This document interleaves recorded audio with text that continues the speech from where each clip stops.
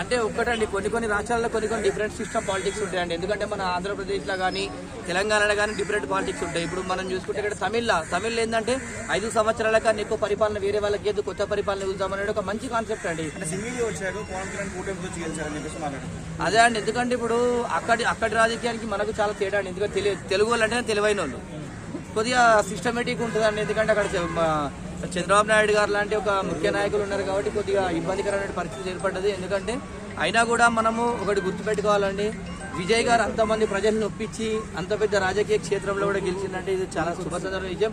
తెలుగు రాష్ట్రాలలో చూసుకుంటే గిట్ట జగన్ గారు కూడా గట్టి చేశారు, మంచి పెద్ద పార్టీగా వెళ్ళాలని చెప్పి జగన్ గారు కూడా చెప్పారు. అదేవిధంగా చూసుకుంటే గతంలో చూసుకుంటే గిట్ట కేసీఆర్ గారి దగ్గర వచ్చి సలహా కూడా తీసుకోవడం జరిగింది విజయ్ గారు పార్టీ పెట్టిన కొత్తలో. అప్పుడు కూడా కేసీఆర్ గారు కూడా మంచి ఆశీర్వదించారు. ఆ ఆశీర్వాదానికి ఫలితంగా ప్రజల్ని నమ్ముకొని ముందడికి వెళ్ళిన విజయ్ గారు సక్సెస్ఫుల్ అయ్యిండు. కాకపోతే ఒక ఆశ్చర్యకరం ఏంటంటే మంచి మంత్రుల్ని కూడా ఒక సాధారణ వ్యక్తులైనటువంటి క్యాండిడేట్లు, విజయ్ గారు పార్టీలో ఉన్నటువంటి ఒక మామూలు వ్యక్తులు అందరూ ఎమ్మెల్యే క్యాండిడేట్లు వాళ్ళందరూ కూడా ఇవాళ పెద్ద లీడర్లు ఒడగొట్టారు. అంటే అసలు విజయ్ గారు ఇది అంత ఊపి నడిచింది. అదేవిధంగా స్టాలిన్ కూడా ఊడగొట్టారు. అంత పెద్ద సీఎం క్యాండిడేట్ అంటే అది ప్రజల తీర్పును మనం గౌరవించాల్సింది. ఎలా ఉంటుంది పరిపాలన, విజయ్ గారి పరిపాలన? చూడాలండి, కొత్త పరిపాలన కాబట్టి చూడాలి. రాబోయే రోజుల్లో మంచి చేసుకుంటే కూడా ప్రజలు అవకాశం ఇస్తారు.